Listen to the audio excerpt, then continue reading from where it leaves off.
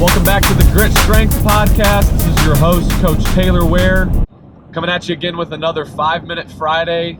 And again, I apologize, I'm on the road today. Maybe a little bit of background noise, but hopefully you can tune that out and focus on the message today. Traveling back from a talk that I gave this morning at a leadership conference. About 100 high school athletes were there.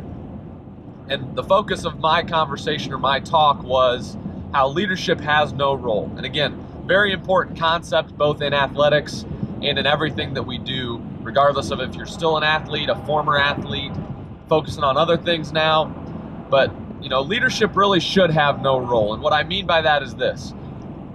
Being a leader has nothing to do with talent level or potential, has nothing to do with color of your skin, male, female, has nothing to do with age, ability level, background, any of that stuff.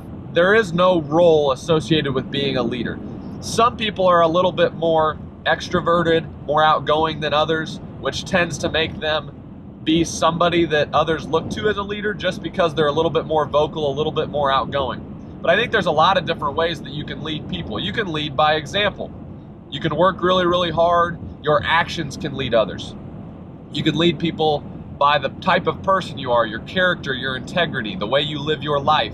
Again, more of kind of the actions than being super vocal. You can also be a vocal leader. You can be really energetic, enthusiastic, outgoing. You can talk to other people. You can show them, coach them up on different things. There's a lot of different ways that you can be a leader.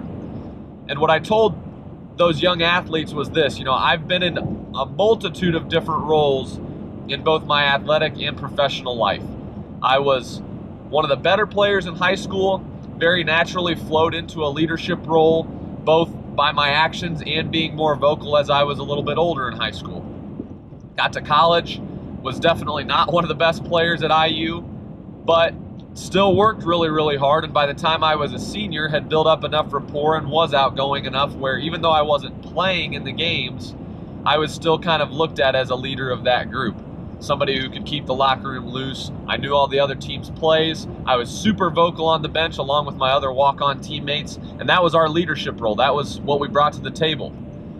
And then I, graduated and I got into corporate America, and I was working a lot of times with people twice my age, if not more than that. I was leading people that were twice my age. I was in meetings trying to get big contracts with people that were over twice my age.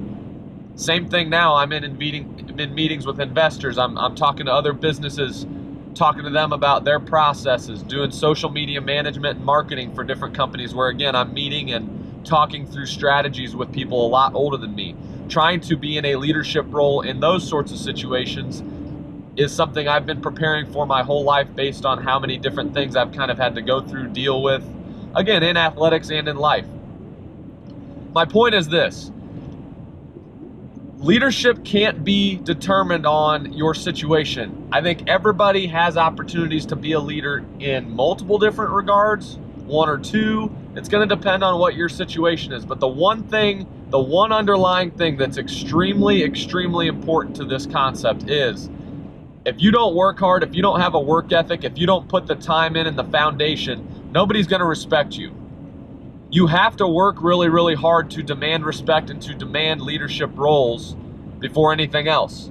I always use the example of for a basketball player, if I block out every time, if I block out my matchup every single time, or at least I take care of my block out every single possession, it doesn't matter if I'm the best player or the worst player on the floor, I'm going to be able to demand that from my teammates. I can go to another guy who misses a block out and say, come on, man, you got to do better than that. You've got to get your block out. Then he or she has no reason to come back at me and say, well, you missed yours last time. Why didn't you block out last time? Why are you talking to me? If you take care of your end of the bargain, there's no confrontation. There's no discussion with that. It's, listen, I do it every time. You got to do it too. And I think in every culture that you're in every environment, every team that you're a part of, again, in athletics and outside of it, that cultivates success. That cultivates a strong bond between you and the people that you work with, the people that you play with.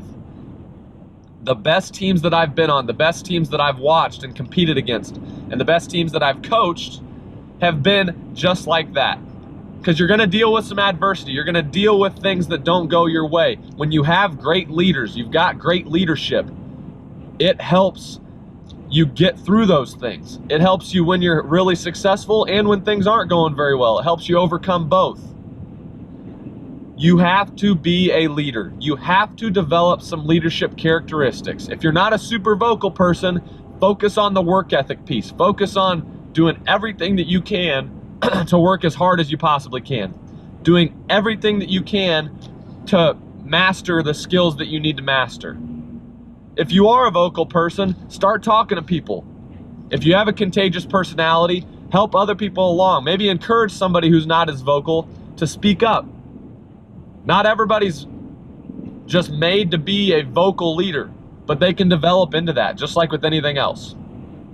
So my encouragement to you on this Friday from a leadership standpoint is this.